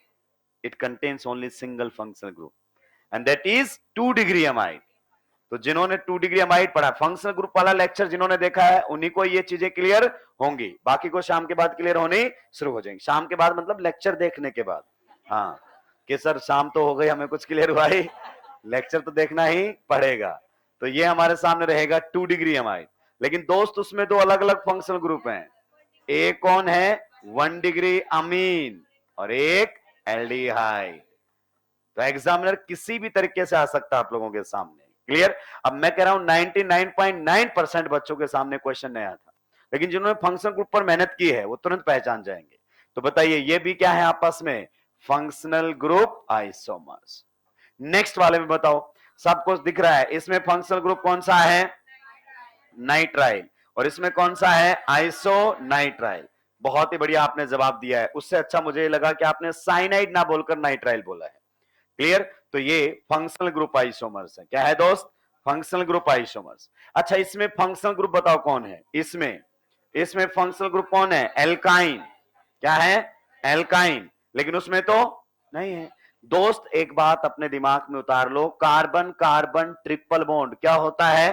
Functional group. और इस फंक्शनल ग्रुप का नाम होता है एल्काइन। सही बात है कि नहीं है? और कार्बन कार्बन डबल बॉन्ड भी क्या होता है? Functional group. और इस फंक्शनल ग्रुप का नाम है एल्कीन। तो बताइए इसमें एल्काइन है लेकिन उसमें नहीं है, तो दोनों में अलग अलग फंक्शनल ग्रुप हुआ कि नहीं हुआ? तो ये भी आपके सामने रहेंगे क्या? Functional group isomers. किसी को कोई दिक्कत आपत्ति परेशानी इसके अंदर होनी भी नहीं चाहिए। चलिए नेक्स्ट और लास्ट क्वेश्चन रहेगा, देखता हूं कितने बच्चे ठीक से इसको पहचान पाते हैं।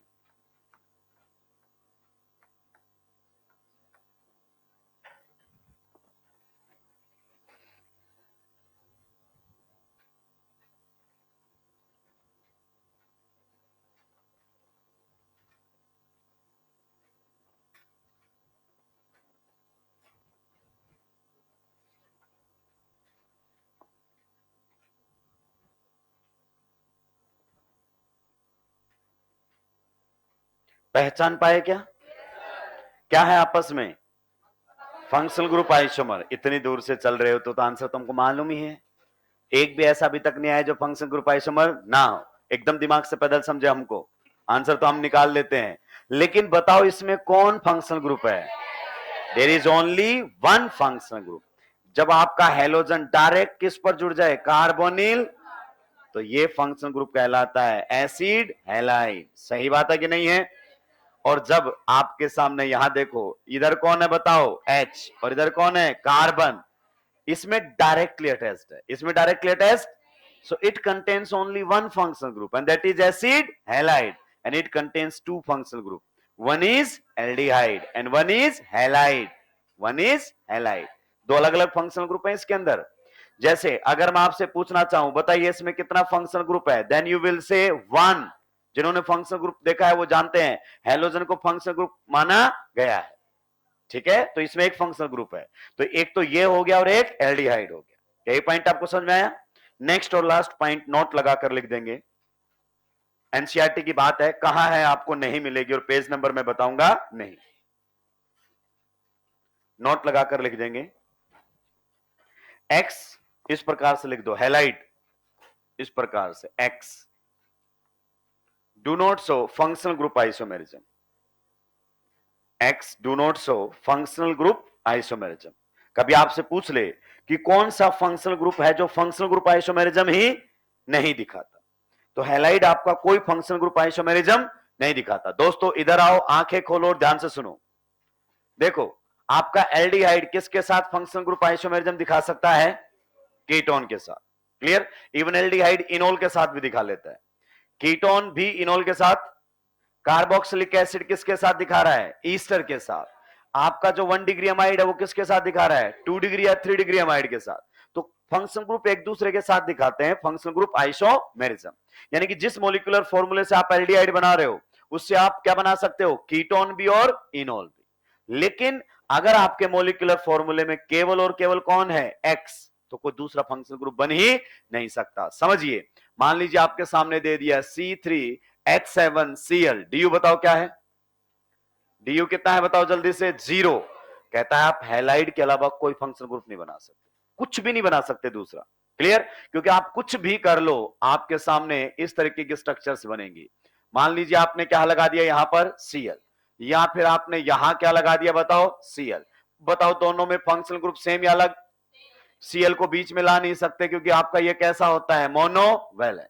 तो अगर आपके पास केवल अकेला X है मॉलिक्यूलर फॉर्मूले में तो वो किसी के साथ भी फंक्शनल ग्रुप आइसोमेरिज्म शो नहीं करता है. यानी कि जिस मॉलिक्यूलर फॉर्मूले से आप अल्कोहल बनाते थे उससे क्या बना सकते हैं? ईथर. जिससे एल्डिहाइड बनाते थे उससे क्या बना सकते हो? कीटोन, इनोल, और भी बनाए जा सकते हैं. लेकिन जिस मॉलिक्यूलर फॉर्मूले से आपका अल्काइल हैलाइड बनता है उससे कोई दूसरा फंक्शनल ग्रुप नहीं बनता. तो ये जीके टाइप क्वेश्चन है, इमीडिएटली हमारे दिमाग में आना चाहिए, आ सकता है, कोई बड़ी बात नहीं. नेक्स्ट, इसको सुलटाने के बाद नंबर कौन से पर आ गए हैं? 4 पर. तो हमारे सामने रहेगा ring chain isomers. Ring chain isomers. ऊपर वाले को सुलटा के नोट पर ध्यान जा सके ऐसा रखना, क्योंकि क्वेश्चन पूछा जा सकता है, क्योंकि बात किसकी है? एनसीईआरटी की. सीधा आता है which functional group can't show functional group isomerism.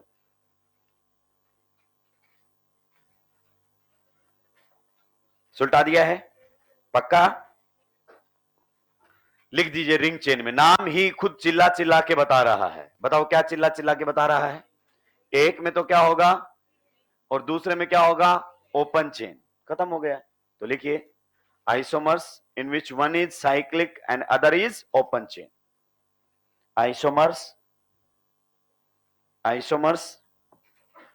in which one is cyclic, isomers in which one is cyclic, isomers in which one is cyclic and other one is open chain, and other one is open chain. जिसमें तो एक तो cyclic होगा और दूसरा क्या होगा? Open chain. इसमें अगला पॉइंट भी लिख सकते हैं, ring chain isomers may be functional group isomers. Ring chain isomers may be functional group isomers. Ring chain isomers may be functional group isomers. कहता है जो रिंग चेन है वो फंक्शनल ग्रुप भी हो सकते हैं, क्योंकि दोनों में फंक्शनल ग्रुप भी आपको अलग अलग दिखाई दे सकता है. आइए दोस्तों इधर बात करते हैं एग्जाम्पल के थ्रू. इस वाले को जरा आप गौर से देखिए, इस वाले को. क्लियर? आप देखो ये कंपाउंड कैसा है आपका? Open chain. सही बात है कि नहीं है? इसका मॉलिक्यूलर फॉर्मूला बताओ. C4H6. तो C4H6 से एक स्ट्रक्चर तो ऐसी बनाई जो कि कैसी है? Open chain. और इसी मॉलिक्यूलर फॉर्मूले से एक स्ट्रक्चर मैंने ऐसे बना दी जो कि कैसी है? Cyclic. You can check it out. So this is open chain, this is cyclic.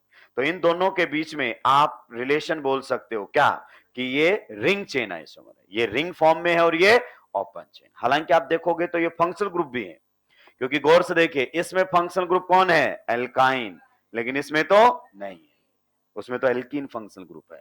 Double bond आया हुआ है कि नहीं आया हुआ है? तो इसका DU2 ट्रिपल बॉन्ड बनाने में गया है और उसका DU2 ring plus pi bond बनाने में गया है। तो ओपन चेन एंड एक कैसा है, साइक्लिक। तो उन्हें आप क्या कह सकते हैं, रिंग चेन आइसोमर्स। और एग्जांपल ले लेते हैं, बस ज्यादा नहीं लेंगे, इस बात का हम ध्यान रखेंगे। मान लीजिए हमारे सामने कुछ इस प्रकार से दिया हुआ है, आप बताइए इसमें फंक्शनल ग्रुप कौन है, aldehyde, and this is what, open chain. तो ये हमारे सामने है ओपन चेन। मॉलिक्यूलर फॉर्मूला बताओ, C4H8O। तो एक तो आपने ये बना दिया है, दूसरा आप इसी से ही ये भी बना सकते हैं। मॉलिक्यूलर फॉर्मूला दोनों में आप चेक करते रहें, मॉलिक्यूलर फॉर्मूला आपको सेम दिखाई देना चाहिए। बताओ कितने, CH2 CH2 CH2 CH2, तो कितने हो गए, C4H8। ऑक्सीजन कितना है, A। थोड़ा दिमाग लगाओ, DU बताओ इसका कितना है, 1।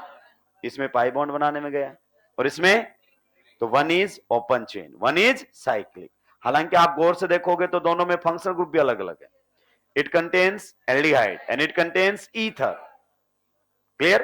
तो आपके रिंग चेन आइसोमर्स जो हैं वो फंक्शनल ग्रुप आइसोमर्स भी हो सकते हैं, लेकिन इससे भी इंपॉर्टेंट बात, ये कैटेगरी आपकी एनसीईआरटी में नहीं गिवन है। तो जब भी एनसीईआरटी से बाहर जाऊंगा क्लियरली बताकर चलूंगा कि अब एनसीईआरटी का दायरा क्रॉस हो चुका है। सुलटा दीजिए, आगे बढ़ेंगे दोस्तों जल्दी से।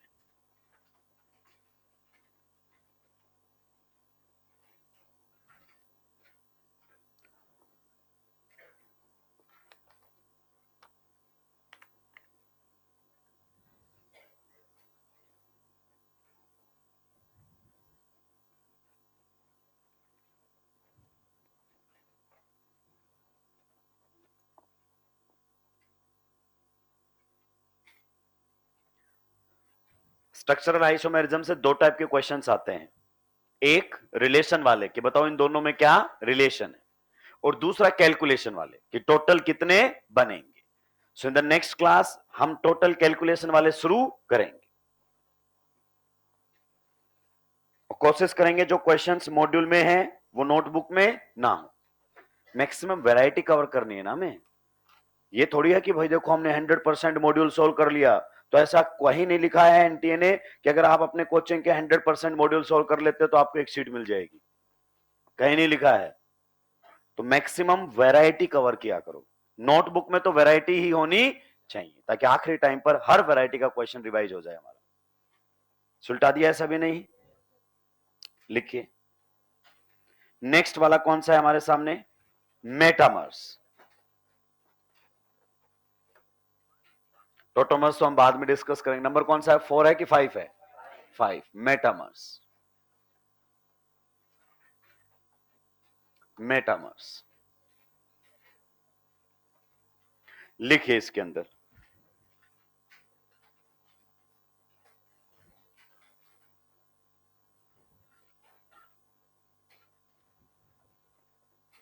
लिखिए isomers which have different alkyl chains, isomers which have different alkyl chains, isomers which have different alkyl chains on either side of the functional group, on either side of the functional group, on either side of the functional group। ये जो definition है ये NCERT से उठाई है मैंने। Clear? Isomers which have different alkyl chains on either side of the functional group। अगला point लिखिए, metamers have same functional group, metamers have same functional group, metamers have same functional group। Metamers की condition है functional group क्या होना चाहिए, same, क्योंकि अगर functional group बदल गया तो क्या बोलोगे दोस्तों उनको, फंक्शनल ग्रुप आइसोमर। जाहिर सी बात है, क्लियर है कि नहीं है? अब देखो एनसीईआरटी की बस मुझे यही बात बहुत अच्छी लगती है कि लिखने का अंदाज बहुत ही बेहतरीन है उसका। कि भाई साहब तेरे अंदर जितना दिमाग है ना उतना समझ ले। मैं नॉर्मल एक बात कहता रहता हूं, सब्जी में नमक होता है स्वाद अनुसार, और एनसीईआरटी है औकात अनुसार। जिसकी जितनी औकात उतना समझ ले, क्योंकि इसी एनसीईआरटी से जेई मेंस छिलता है, इसी से ही जेई एडवांस छिलता है, और इसी में ही नीट के क्वेश्चंस आते हैं। यही सेम एनसीईआरटी है। तो कई जगह पे तो लोग कहेंगे नहीं नहीं ये वाली बात तो जेई के लिए लिखी, हटाओ हटाओ। हम ऐसी कोई बात एनसीईआरटी में लिख दी मतलब वो अपने काम की भी हो सकती है, सिंपल सी बात है। अब ये बहुत अच्छा है जब वो लैंग्वेज में लिखता है ना, कई बार तो क्वेश्चन आता है तो कम जहरीला होता है, लेकिन जो लैंग्वेज में लिखता है तो ज्यादा जहरीला होता है। क्यों? क्योंकि उसकी बात का आप कोई भी मतलब, मान लो दो बच्चों ने एक लाइन को पढ़ा, हर किसी का मतलब अलग अलग हो सकता है, तो किसी ने गलत सोचा और किसी ने तो धर लेता है। इसीलिए एग्जामिनर, आप देखना एनसीईआरटी में कई जगह ऐसी रिएक्शन मिलेगी कि this react with this, can you write down the chemical equation involve in this reaction and the final product, question mark चला गया। ये तू खुद ही रिएक्शन लिख, तो खुद ही फाइनल प्रोडक्ट लिख और बता क्या बनेगा। अब तेरे ऊपर है, तू जो बनाना चाहे, फाइनली तो मैं जो बनाऊंगा वो बनाऊंगा। तो इस लैंग्वेज को एक बार ध्यान से पढ़ो क्या कह रहा है। देखिए डेफिनेशन वाली लैंग्वेज पढ़ो, मेरी अंग्रेजी थोड़ी कमजोर है, हालांकि मैं मानता हूं आपकी बहुत अच्छी है, तो आप सहयोग करेंगे। क्या कह रहा है? Isomers which have different alkyl chain on either side of the functional group. On either side का मतलब क्या है? किसी भी एक साइड, मतलब फंक्शनल ग्रुप के दोनों साइड क्या नहीं चाहिए? फंक्शनल ग्रुप के दोनों साइड क्या नहीं चाहिए? Alkyl chain. आप सोचो, थोड़ा सा दिमाग लगाओ, मैं ऐसे खड़ा हुआ हूं ऐसे, और मैं कह रहा हूं मेरे बाजू में आके खड़ा हो जा, मेरे, तो तू कहां आके खड़ा होगा? उधर तो खड़ा ही नहीं हो सकता ना। तू आके बोल रहा है कि सर किधर खड़ा हूं, तो तू दिमाग से पैदल है।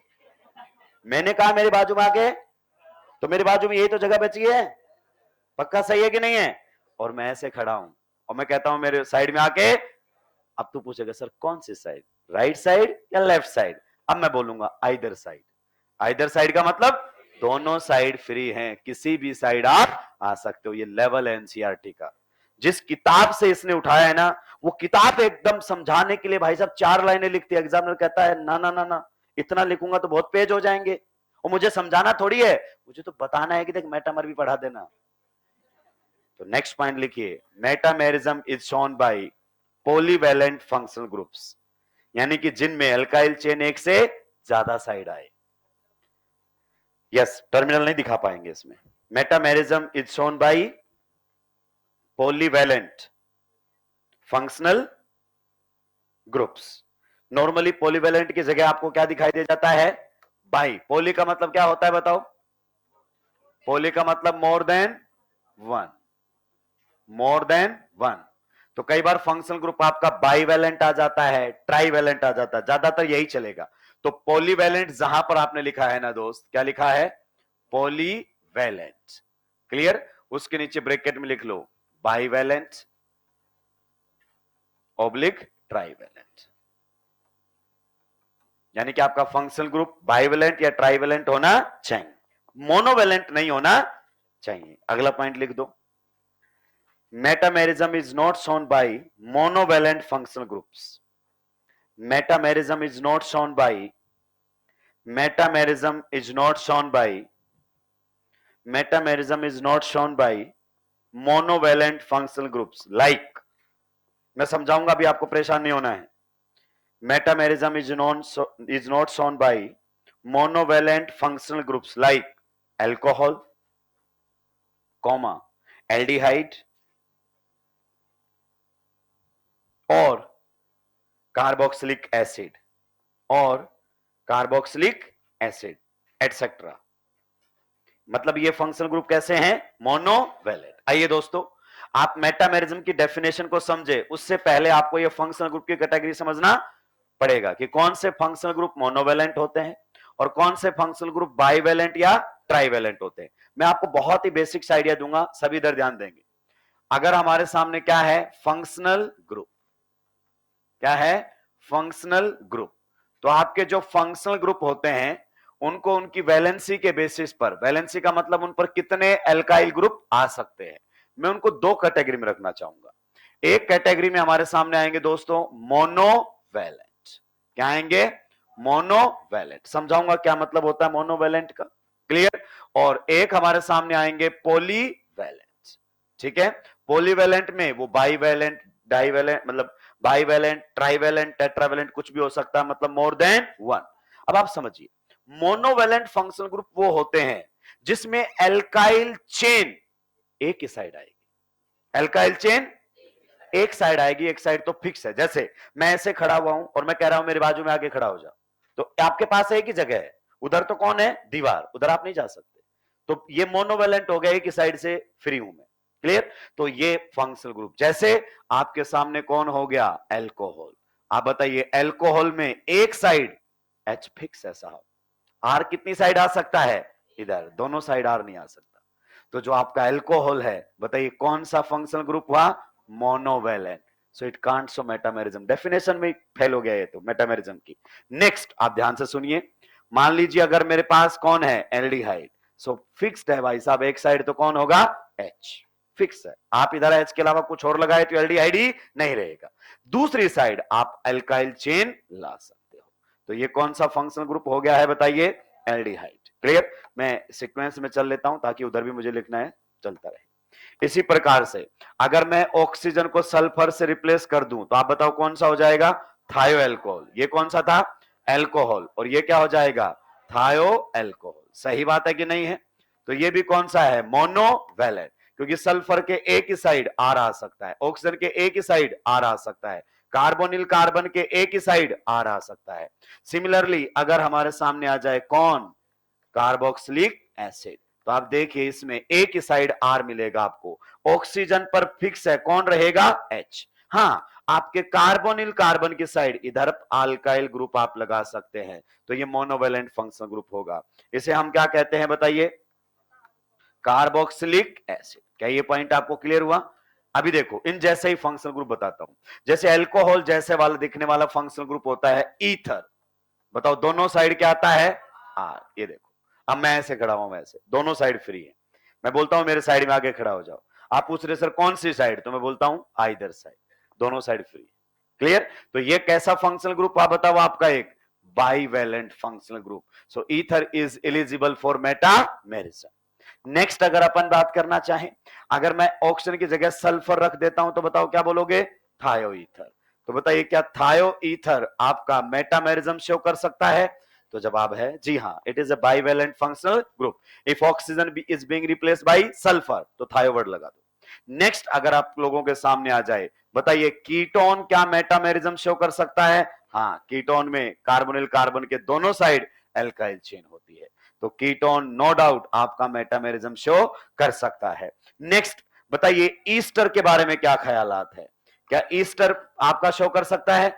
आयुपैक नेमिंग में याद करो, ईस्टर दो तरीके से जुड़ता था सब्स्टिट्यूएंट, एक में लिखते थे एल्कोक्सी कार्बोनिल और एक में लिखते थे एल्केनॉइल ऑक्सी। तो आर कार्बोनिल कार्बन पर भी आता है और आर ऑक्सीजन पर भी आता है। बताइए कैसा फंक्शनल ग्रुप हो गया है? Bivalent functional group. क्या ये पॉइंट क्लियर हुआ? जल्दी से यहां तक नोट डाउन करेंगे, आगे बढ़ूंगा।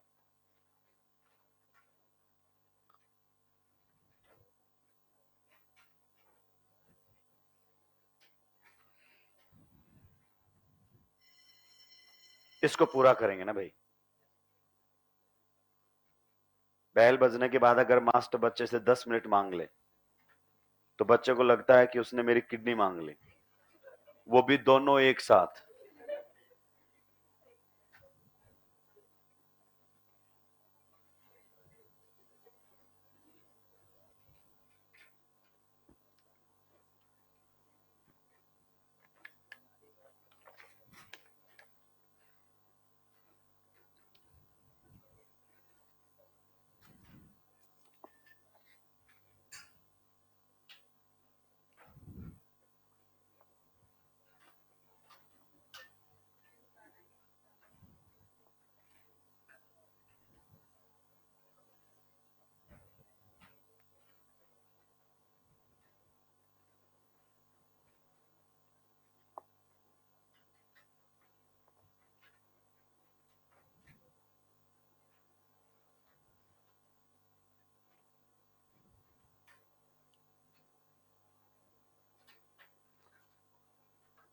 आप अपने लेक्चर काउंट कर सकते हैं, ठीक है, पर you will count number of lectures from IUPAC naming. उससे पहले तो बैच जल्दी स्टार्ट हुआ था, बेसिक कॉन्सेप्ट्स डिलीवर किए थे। आयुपैक नेमिंग से लेक्चर काउंट करते रहना। टारगेट रहेगा 90 लेक्चर्स में अपन ऑर्गेनिक केमिस्ट्री खत्म करेंगे। ज्यादा है क्या? उससे कम में तो नहीं हो पाएगा। आयुपैक नेमिंग से काउंट करो। कैसे काउंट करो? आयुपैक नेमिंग से। उससे पहले वाले जो लेक्चर है वो हटा दो। उस 5 लेक्चर है जहां हेडिंग लगी आयुपैक नेमिंग, उससे काउंट करो, कहीं कोई दिक्कत नहीं आएगी। रीजन बीइंग, बैच जल्दी स्टार्ट हुआ है तो आपको नंबर ऑफ लेक्चर्स की इतनी ज्यादा दिक्कत नहीं रहेगी, लेकिन फिर भी हमें टाइमली खत्म करना है सो दैट रिवाइज कर सके, ठीक है। जब भी कोई मास्टर ऐसा बोलता है ना तो रिकॉर्ड कर लिया करो। हाँ, ये सही होता है एक्चुअली। पता है, ये रिलायंस इंडस्ट्री का एक रूल है, मैं भी पढ़ रहा था कि वहां पर सब काम टाइम पर क्यों होते हैं। जब मीटिंग होती है ना तो किसी पर कोई फोर्स नहीं होता, वहां पर कुछ नहीं होता, लेकिन आपको पता है मीटिंग में लोग सबसे ज्यादा बोलते हैं। जैसे कल के सेमिनार में बोल दे, ओरिएंटेशन में, क्योंकि हर कोई इंपैक्ट डालने की कोशिश, तो बस रिकॉर्ड कर लेते हैं और फिर बोलते हैं कि साहब आपने कहा था 1 साल में हम ऐसा कर देंगे, हो रहा है क्या? नहीं तो रास्ता उधर है।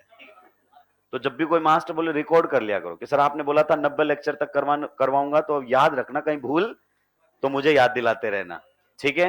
अभी इसको तो खत्म करेंगे, बैग पैक करने लग गए हो। ये लिमिटेशन है, बहुत बड़ा कारण है, छोटा सा बोर्ड है और तुम तो बहुत तेज लिखते हो। अगर अपन बात करना चाहें, इधर वालों में आ जाओ थोड़ा सा, बताइए 1 डिग्री अमीन में आपका एल्काइल ग्रुप किधर होगा? एक ही साइड। तो आपका 1 डिग्री अमीन जो है वो मेटामेरिज्म शो नहीं कर सकता। 1-2 है, ज्यादा परेशान होने की जरूरत नहीं है। हालांकि अगर आपका मीन कौन सा है बताओ? 2 डिग्री, तो देखो बाइवेलेंट है। अगर आपका मीन कैसा है बताओ? 3 डिग्री, तो बताओ कैसा है? Trivalent. It can show easily metamerism. Similarly अगर आपके पास 1 डिग्री अमाइड है, बताओ can it show metamerism? No, क्योंकि आर केवल एक साइड मिलेगा, एक ही साइड आर मिलेगा, दूसरी साइड मिलेगा ही नहीं। तो 1 डिग्री अमाइड आपका मेटामेरिज्म के लिए इलिजिबल नहीं। हालांकि 2 डिग्री एंड 3 डिग्री अमाइड्स हैं, क्योंकि 2 डिग्री में बताओ नाइट्रोजन पर भी क्या जाता है? आर, और कार्बोनिल कार्बन पर भी। एंड 3 डिग्री में तो आपके नाइट्रोजन पर बताओ कितने आर आ जाते हैं? 2। तो अल्काइल ग्रुप एक से ज्यादा है तो बाइवेलेंट ट्राइवेलेंट होगा, अगर एक ही है तो मोनोवेलेंट। इसी प्रकार से एसिड एनहाइड्राइड के बारे में बताओ। एसिड एनहाइड्राइड में इधर भी आ सकता है और इधर भी, तो ये भी क्या है आपका? बाइवेलेंट। तो यहां पर लिख दो 2 डिग्री एंड 3 डिग्री अमीन्स,